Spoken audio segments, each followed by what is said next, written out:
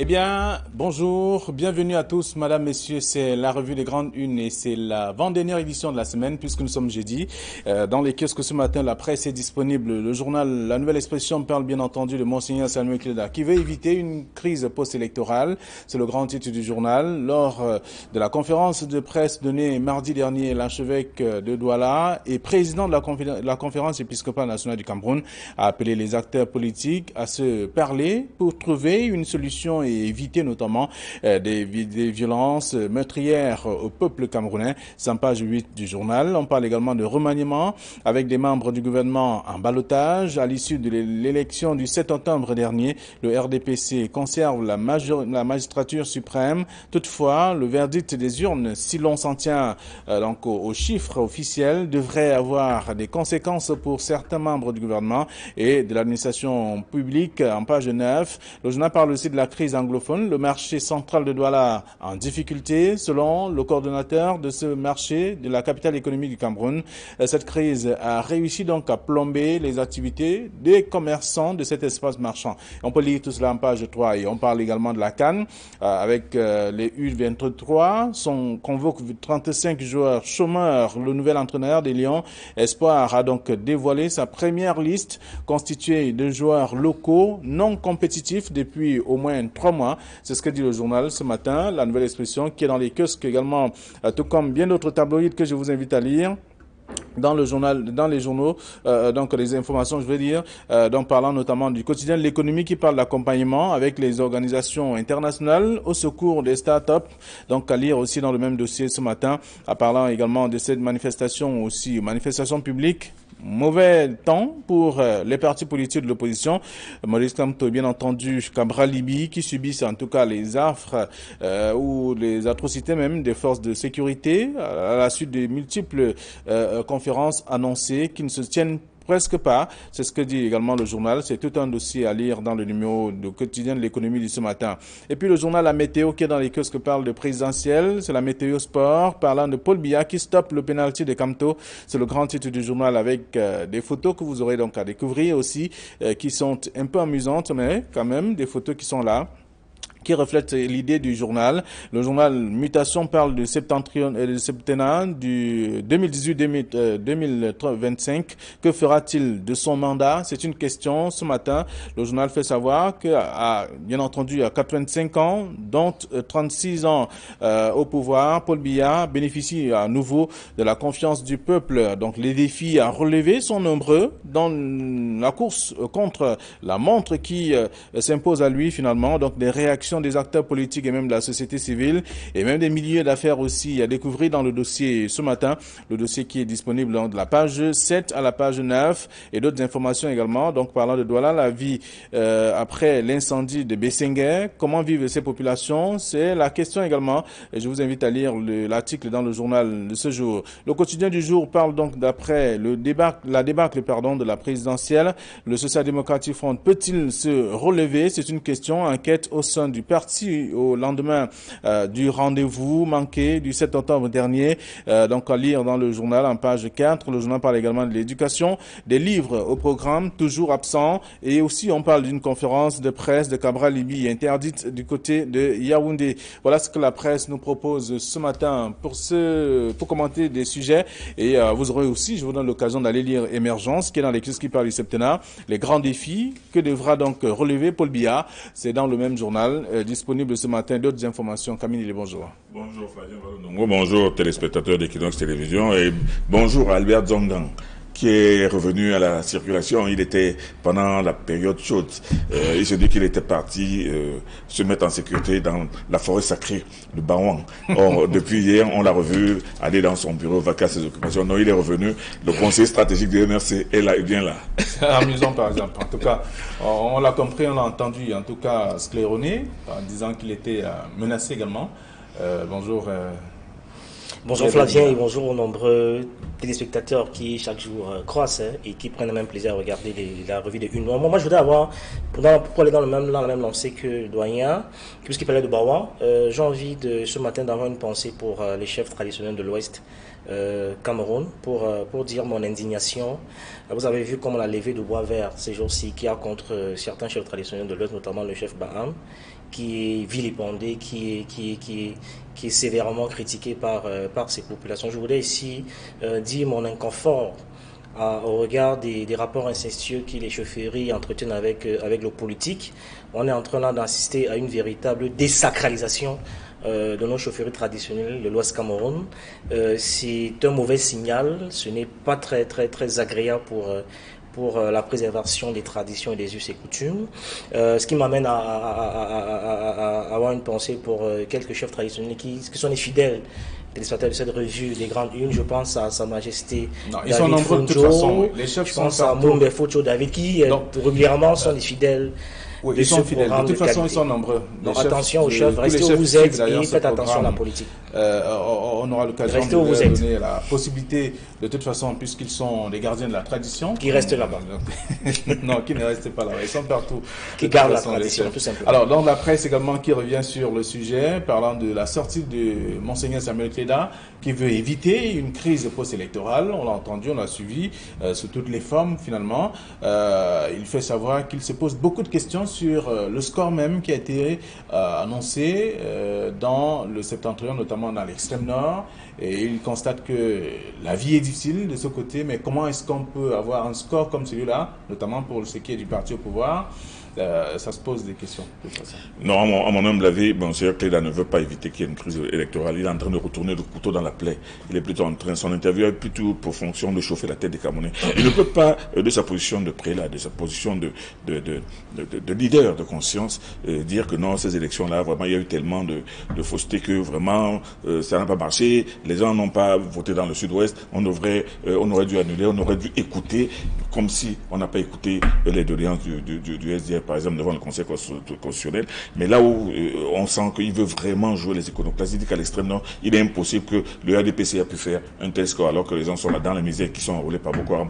Je ne pense pas que le rôle du prélat est de revenir ou de s'immiscer complètement dans la politique comme il est en train de faire. Bon, je comprends qu'il veut certainement aller sur le sillage de Monseigneur Toumi. Est-ce qu'il ne le dit pas en fonction de ce qu'il constate? Non, il n'a pas à le dire. Moi, je ne pense pas que ce soit son rôle. Son rôle, ce n'est pas de dire que c'était... D'ailleurs, il n'a aucune preuve lui-même. Il n'est pas descendu sur le terrain, il n'a pas envoyé des observateurs. Il s'en tient à ce qui se dit dans les radios et aux récriminations des candidats qui ont peu ou prou raison. Mais moi, je pense que son rôle, à lui, en tenant ce discours dans une conférence de presse, ce n'est pas pour éviter des violences passées. C'est plutôt pour dire que, si lui-même le dit, ça veut dire que lui aussi, il est d'accord. Lui qui est l'homme de Dieu. Moi, je pense que ce n'est pas son rôle. Ça, c'est mon avis. Son rôle à lui, c'est plutôt de calmer les esprits et dire que oui, ces élections, beaucoup de gens estiment qu'il y a eu des irrégularités.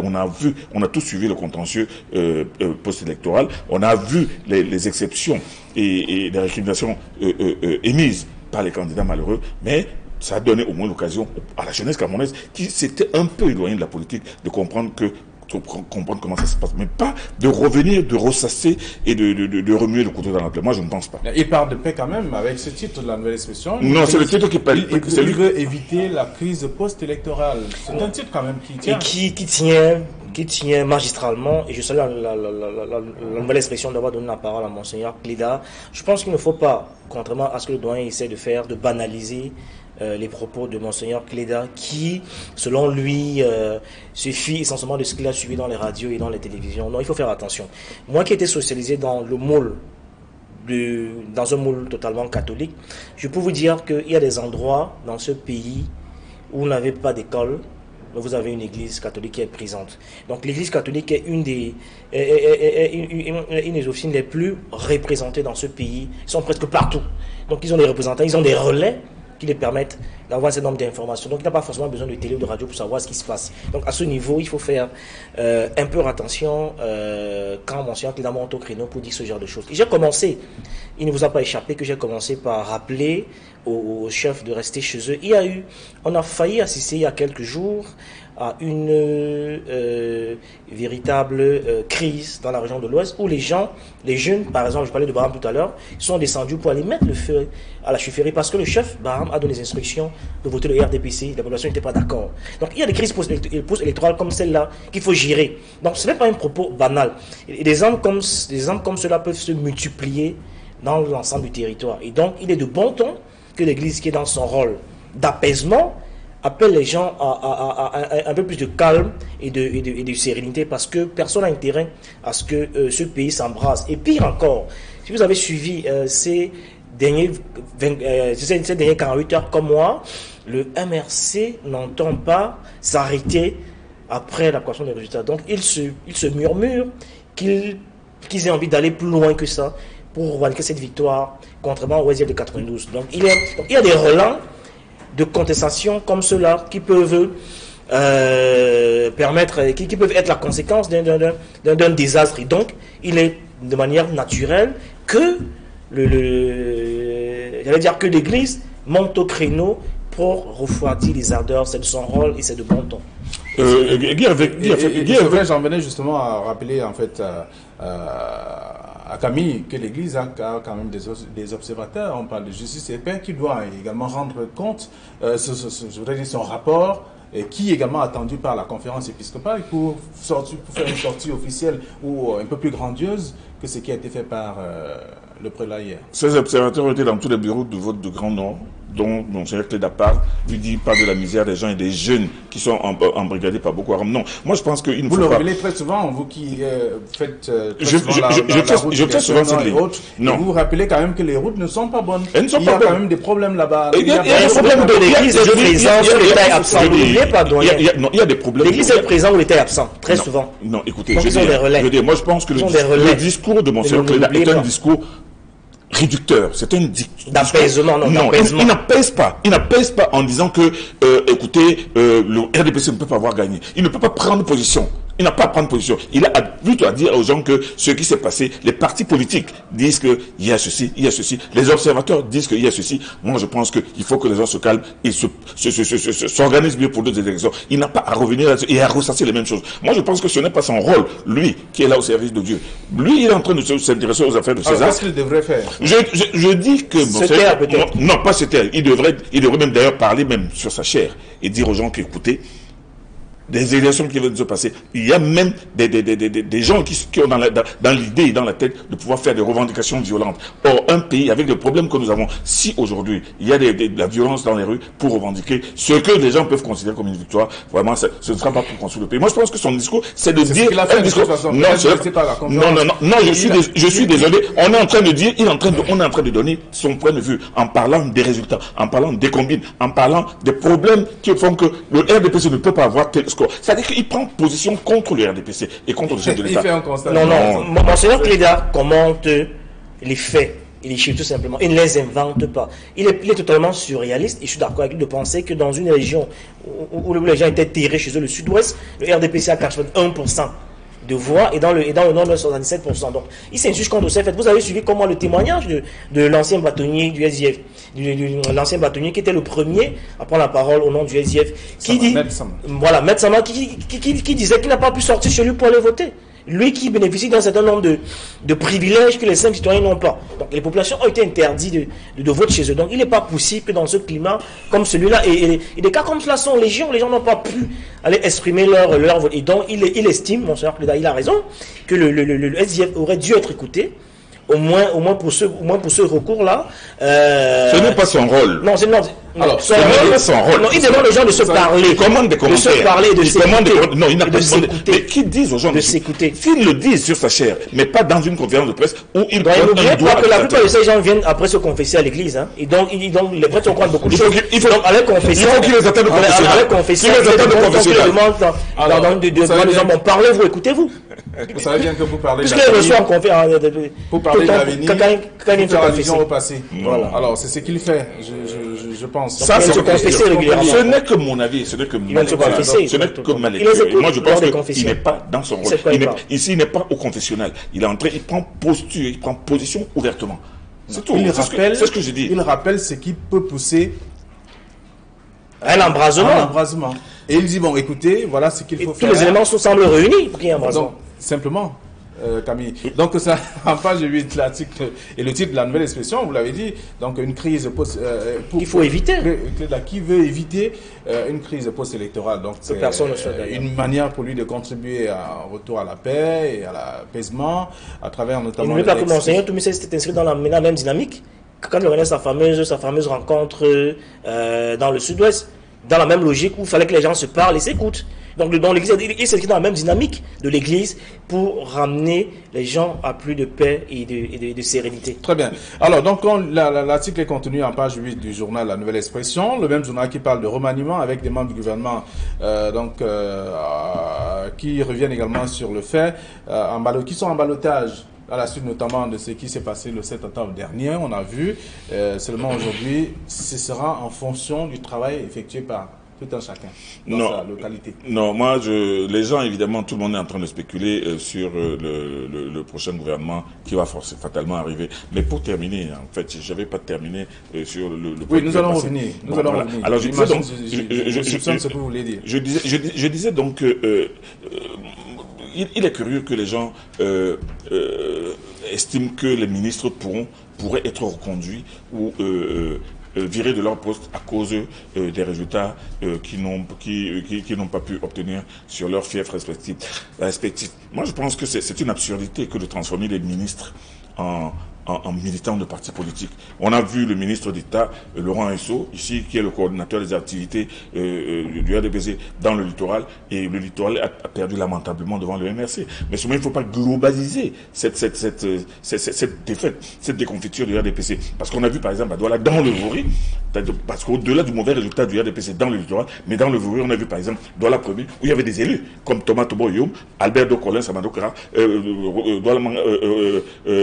dans le foot également, le RDPC. Oui, mais moi je parle du moi je suis en train de parler du littoral et du littoral, même femme pour Denise à Newell. Les membres du gouvernement sont partout. Non, les élus, on a vu les élus faire leur boulot. Un membre du gouvernement qui a fait son boulot, c'est par exemple Galibi Béé dans le Sénégal maritime. Mais seulement, on ne peut pas dire qu'on doit compter sur les élites pour obtenir des résultats sur le terrain. Non, moi je pense que le ministre n'est pas un militant à descendre sur le terrain. C'est les élus qui doivent faire ce boulot-là. Donc moi je pense que quand on dit qu'il y a des ministres qui devront être virés, moi, il serait plutôt de bon ton de voir tous ces ministres qui sont au gouvernement depuis 15 ans, 14 ans, qui ne font rien du tout, qui ne font que détourner de l'argent, présenter des projets foireux et ronronner chaque fois que le chef de l'État, chaque fois qu'il y a élection. Moi, je pense que le chef de l'État devrait revoir son entourage, ses ministres, regarder ceux qui sont proactifs, maintenant changer même le paysage de son gouvernement. Donc, ce ne doit pas être en fonction des résultats obtenus. S'il fallait le faire, donc tous les ministres du centre et du sud devraient être reconduits. C'est ce qui doit être fait. Mais seulement, malheureusement, parmi eux, il y en a qui traînent d'assourdissantes casseroles. Il faut arriver à ce niveau-là. Oui, non, absolument. Mais je pense qu'il y a un élément de contexte important qui échappe aux douaniers. Souvenez-vous que cette élection présidentielle intervient juste avant une échéance capitale, c'est-à-dire les municipales et les législatives. Donc à partir de ce moment, il va falloir battre les troupes et chacun étudie les armes en sa position et vous allez assister comme moi à un vrai mercato politique, des gens qui vont quitter d'un parti pour un autre. D'ailleurs, l'USD a commencé à annoncer les couleurs, etc. Donc ça va se jouer comme ça. Et au sein du gouvernement, des membres du gouvernement qui n'ont pas réussi à démontrer auprès de leurs créateurs qui sont ceux sur qui il peut compter, évidemment vont être mis de côté. Parce que la vérité, ça va se jouer très serré pendant les municipales et les législatives. Et donc, il est de manière naturelle que le gouvernement ait besoin d'avoir des hommes de terrain qu'il faut retourner à la base, qui peuvent retourner à la base et mobiliser les foules et gagner les élections. C'est à dire que les élus, à partir de ce moment, il y aura un véritable chamboulement. Bon, évidemment, on ne va pas citer les mauvais et les bons élèves de classe, mais on a bien vu il y a ceux qui ont bien travaillé, il y a ceux qui ont mal travaillé, il y a ceux qui ont perdu chez eux dans leur propre localité. Donc ceux-là, lors du prochain remaniement, vont perdre. D'ailleurs, ils ont déjà commencé à perdre le sommeil. Et donc, il y a un vrai retour. Parce qu'il faut maintenant aller. Parce que l'élection législative municipale est plus complexe que l'élection présidentielle. Ça va se jouer au corps à corps. Donc les gens devront... Parce qu'il y en a qui trichent pendant l'élection présidentielle. Pendant les législatives, il faut mouiller le maillot de manière sérieuse. Individuellement, il faut mouiller le maillot. Il n'y a plus d'effet de masse et de foule où les gens se cachent derrière les autres. Très bien. À partir du moment où il y a des gens qui peuvent mobiliser et haranguer les gens et faire les membres du faire gouvernement, gagner. donc en C'est pour ça qu'on faire confond gagner que les membres du gouvernement ne sont pas faits pour être Mais pour militants. l'instant, c'est comme ça, doyen. Ah bon, Pour l'instant, c'est comme ça. Donc ils devront ceux ceux qui il y a eu des bons résultats doivent être maintenus. Pour l'instant, c'est comme Doivent être ça. maintenus, Pour l'instant, c'est comme même ça. si ce sont des cancres. Ça peut vous donner la bile, mais pour l'instant, c'est comme ça. Kabinele, vous savez quand même qu'il y a des membres du gouvernement qui ont été nommés parce que sur le plan politique, ils ont prouvé qu'ils peuvent faire quelque chose. Combien? Même s'ils sont deux. Bon, Ils sont ok. quand même nommés pour ça. Ok. Très bien. Alors donc, dans la nouvelle expression également ce matin, on a parlé, on aurait dû évoquer avant de revenir sur le ministre, en tout cas les membres du gouvernement qui sont en ballottage. Il y a un acteur politique, un autre, qui serait, donc, il fait savoir qu'il serait suicidaire, qu'une crise post-électorale s'ajoute aux crises actuelles. Justement, c'est dans le même sillage que Samuel Keda qui veut la paix, qui évite justement les crises post-électorales. Il s'agit d'Anselme Kemba. Ce n'est pas dans le même siège. Le sénateur Anselme Kemba a dit clairement et de façon explicite qu'une crise post-électorale serait suicidaire avec tout ce que le Cameroun a. Il le dit. Il dit. Et c'est ce que... Mais C'est exactement ce que mon cher il a dit. Écoutez, si vous lisez entre les lignes de ce que Monseigneur Cléda dit, lui, il a dit, en écrivant nettement, qu'une crise post-électorale serait suicidaire pour le Cameroun. Moi, je pense que voilà un élu qui connaît la réalité du terrain. Si le monde le dit, et si vous le dire, il faut être élu. Je dis, ce ne sont pas les mots. Vous savez, la phraséologie est différente. Si vous voulez dire qu'il dit implicitement, lui, il le dit explicitement. Il dit qu'une crise post-électorale serait une mauvaise chose. Et il a raison. Et il fait partie des personnes qui se disent aussi au Cameroun aujourd'hui, en plus de la crise électorale, en plus des problèmes qui se passent du côté de la frontière avec le Nigeria, en plus de la misère ambiante, et en plus des problèmes économiques. Si aujourd'hui les jeunes devaient descendre dans la rue et commencer à tout casser, il le dit, et moi je pense qu'il est dans son rôle, et c'est une très bonne chose. On devrait lever le chapeau au sénateur Kemba, qui le dit. Est-ce que l'enseignant Samuel Keda a dit le contraire? Je dis que si vous estimez qu'il l'a dit en des mots bien habillés, lui il ne prend pas, il ne revient pas sur les chiffres et sur tous les contentieux et tous les reproches qui ont été déroulés devant le Conseil constitutionnel. Il parle à la jeunesse. Il dit que ce n'est pas bon, que l'élection est passée, on passe à autre chose, et que les jeunes devraient maintenant, que cette élection a donné la possibilité aux jeunes de retrouver un engouement nouveau pour la politique. Donc ça veut dire qu'il faut qu'ils s'inscrivent et se positionnent pour les prochaines échéances. Et lui, il a raison. Il y a eu 2 ou 3, 4 jeunes qui sont intéressés à la présidentielle. C'est la même logique. Non, il faut dire que dans les sciences de l'information et de la communication, on nous enseigne que le message, c'est également le médium. Et rappeler que M. Anselme qui parle est sénateur RDPC suppléant. Et donc, il peut avoir un discours qui du point de vue du doyen, n'est pas exactement le même que celui du monseigneur Cléda. Mais ça peut arriver quand on lit des choses avec des œillères, comme essaie de faire le doyen. Et ça peut arriver qu'on fasse ce type de confusion. Qu'on fasse ce type de confusion, même si dans le fond, le type visé est le même. Mais chacun utilise les mots, chacun utilise son vocabulaire. Non, il faut simplement rappeler que ce que le sénateur suppléant de RDPC dit, c'est ce que nous disons tous. C'est-à-dire qu'une crise post-électorale serait suicidaire. On sort d'une crise. D'ailleurs, on n'allait pas sortir la crise anglophone. Aujourd'hui, nous crée suffisamment de mal. Boko Haram, on n'en est pas totalement sorti. On est à quelques mois d'une canne historique qu'on souhaiterait organiser. Donc, une crise post-électorale nous ferait plus de mal qu'autre chose. Et donc, à partir de ce moment-là, on est tout à fait d'accord que. Et Monseigneur Toumi avait longtemps pris les initiatives il y a plusieurs mois de cela. Et Monseigneur Toumi s'inscrit dans la même dynamique pour rappeler aux gens de se regarder en face, de se parler et d'éviter ce type d'embrasement. Et le discours du sénateur du RDPC s'inscrit dans la même logique, c'est-à-dire appeler les gens au calme et à l'apaisement, parce qu'il n'est pas de bon ton.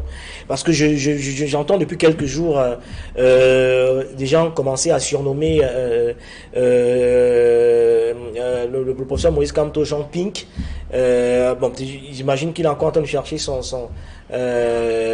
les moyens de sa politique, mais il faut dire qu'on n'en a pas besoin ici, parce que toutes les voix semblent concordantes pour dire que arriver jusque-là serait de nature à provoquer un chaos qui n'est pas profitable pour la masse des Camerounais que nous sommes. Et donc, tous les discours, quelque part, se rejoignent dans le fond, même si la forme peut être un peu contrariée. Donc, évitons seulement de lire les choses avec des œillères. Non, dis avec Fongan, vous me dites que je lis les choses avec... Vous les lisez avec des verbes déformants. C'est-à-dire qu'il faudrait qu'on se mette d'accord. Vous lisez ce que vous lisez. Moi, je pense que je ne lis pas avec des œillères.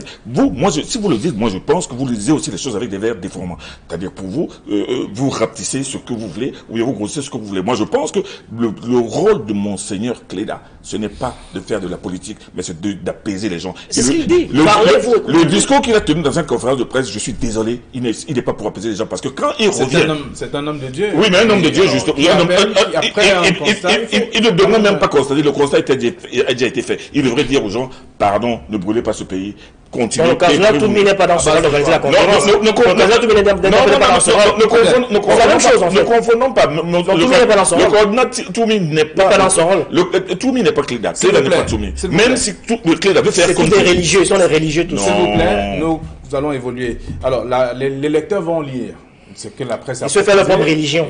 Justement, donc, tous ces sujets sont dans la nouvelle expression de ce matin. Alors, Mutation pose une question. Que fera-t-il de son mandat, parlant notamment de Paul Biya, de son septennat? Non, moi, j'aime déjà que les deux grands chantiers, en mon sens, et de manière... La question oui, bien sûr. Parce que nous avons les attentes. Nous autres, même si qu'on l'ait élu ou pas, nous avons les attentes vis-à-vis de l'actuel chef d'État.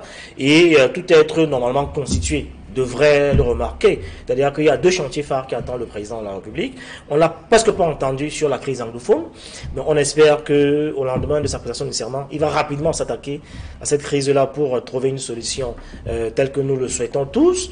Et peut-être permettre enfin à Monseigneur Toumi d'organiser sa fameuse conférence pour que les gens se parlent et s'écoutent. L'autre chantier qui semble imminent, c'est de nous organiser une CAN, parce que la dernière CAN date quand même de 72. Nous autres qui n'avons pas vu cette CAN, parce qu'on n'était pas encore nés, on aimerait quand même aussi, nous autres, assister à une CAN de qualité. On ne veut pas une CAN au rabais.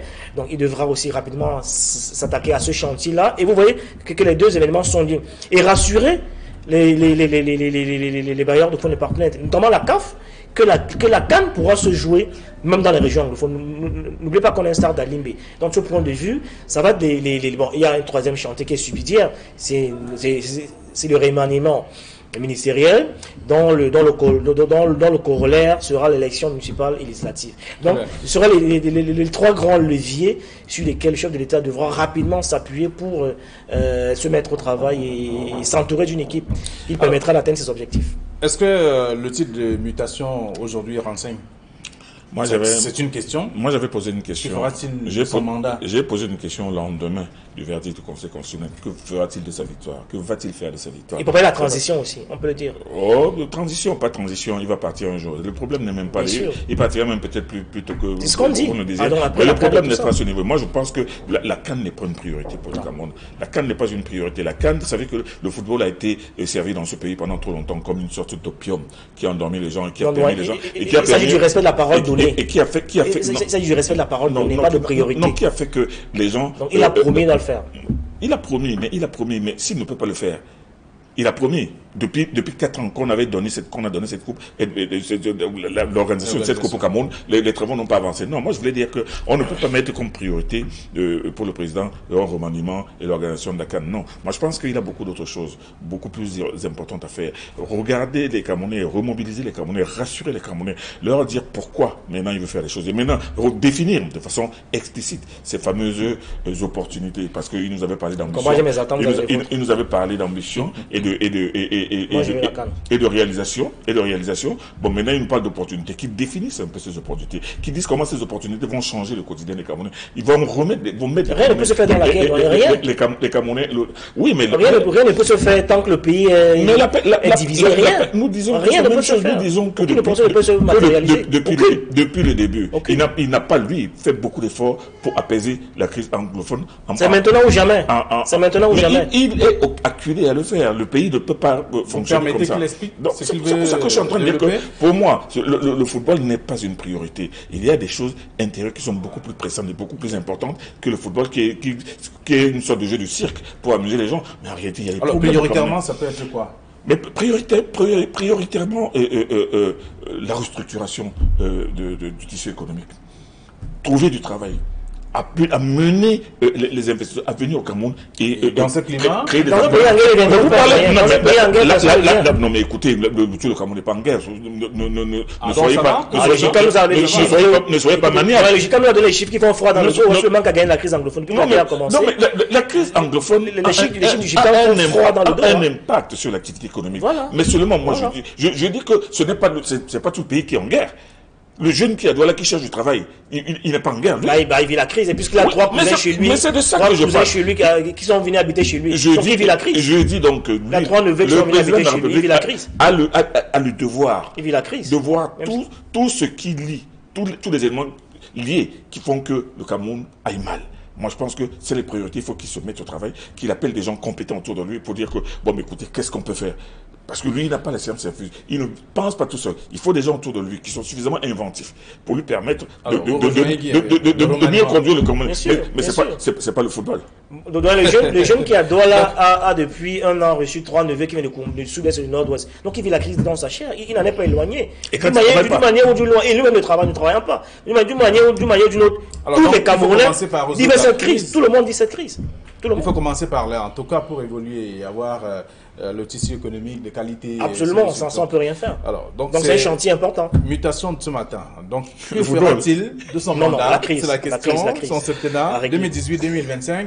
C'est dans le journal, en ce moment, dans le journal ce matin, Mutation. Le quotidien Le Jour parle donc du Social Democratic Front avec une question également. Le SDF peut-il se relever? Diable. Non, disons que donc c'est très embêtant de parler de ce parti, ce leader historique de l'opposition. Donc c'est très douloureux d'observer un défritement, un éclatement de ce parti-là. On est très mal parce que j'ai le sentiment que le SDF n'a pas pris toute la mesure de l'adversaire qui était en face et ne s'est pas donné suffisamment de moyens pour affronter cette élection présidentielle. Aujourd'hui, le SDF est quatrième. Les deux partis, le deuxième et le troisième, sont des partis tout jeunes, tout naissants, qui n'ont pas autant d'années que le SDF. C'est 3 décennies à peu près. Et donc le MRC, l'univers qui sont passés devant, c'est une grosse claque. Et c'est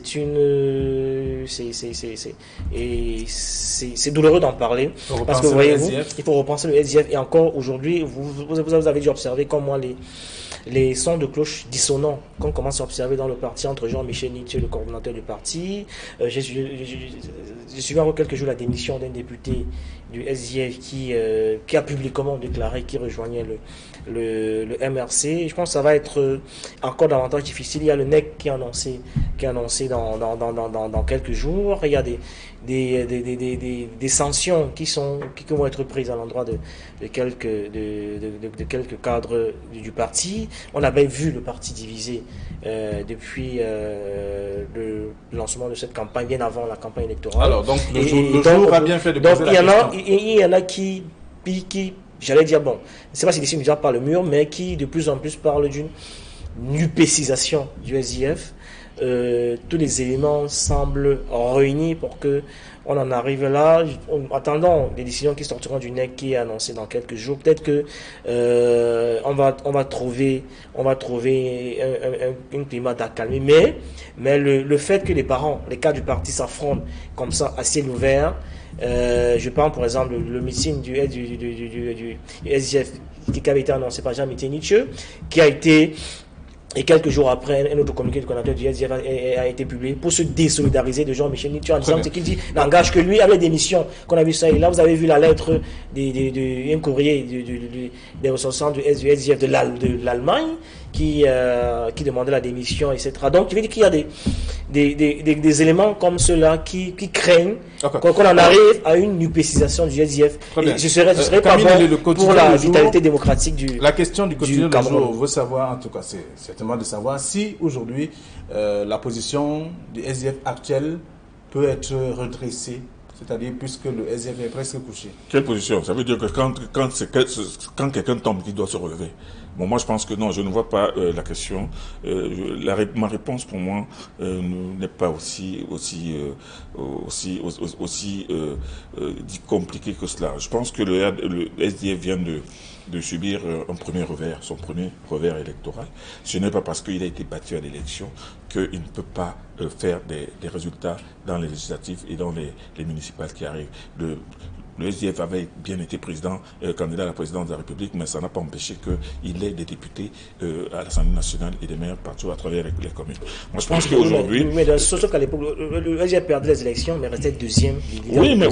Or, tout semble différent. Il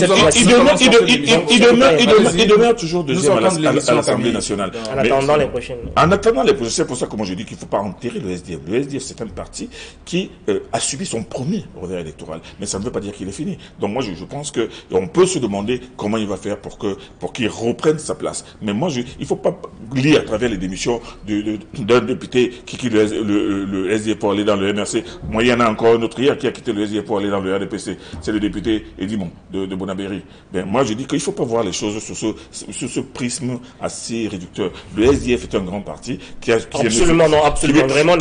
vient de subir un revers électoral dans une compétition elle-même qui était déjà compliquée. Bon, je pense que ce parti-là, il faut arrêter de spéculer, il faut arrêter d'estimer qu'il va s'éclater, il va finir. Non, je pense qu'il a encore la capacité, comme l'a écrit le ministre du chef au cabinet, M. Wafo, pour dire que le SDF a subi un revers, mais le SDF est toujours là, il va toujours se battre. Moi, je pense qu'on ne doit pas enterrer un parti qui vient de subir un revers, que ce n'est qu'un revers.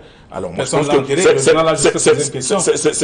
c'est le meilleur qui est à venir. Non, il faut dire que le SDF est un grand parti, historique, on le dit vraiment, personne ne dira le contraire ici. Il faut d'ailleurs saluer, vous parlez de Jean-Robert Wafo, il faut d'ailleurs saluer celui qui a été le premier à relayer cette information, la démarche de Jean-Michel Nitieux qui parlait d'une tournée de réarmement moral dans la région du littoral pour remobiliser les troupes. Et donc ce type d'initiative devait être multiplié. Le SDF peut et doit se relever et conquérir les législatives municipales pour nous l'espérons. C'est ce que j'allais dire maintenir. Sinon le député au Parlement. Il a trébuché. C'est important, ça permet au parti de se remettre en question et de pouvoir prendre des bonnes résolutions et rebondir où il faut. Merci à vous, chers messieurs. Bon retour à vos différentes rédactions également. Alors, les lecteurs vont lire ce que la presse propose ce matin. Demain, ce sera la dernière de la semaine. Je veux dire, la revue des grandes unes. Bonne journée.